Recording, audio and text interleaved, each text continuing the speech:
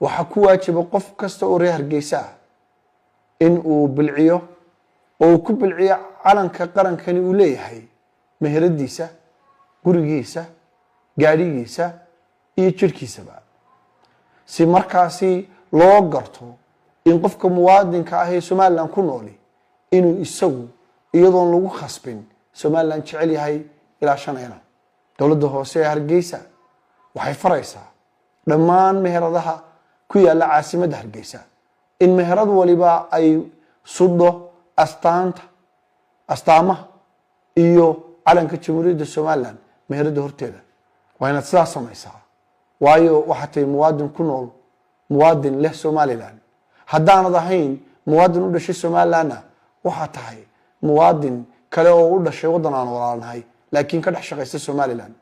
waana kugu waajibaysaa inaad maalinta qaranka inaad la xusto muwaadiniinta reer Soomaaliland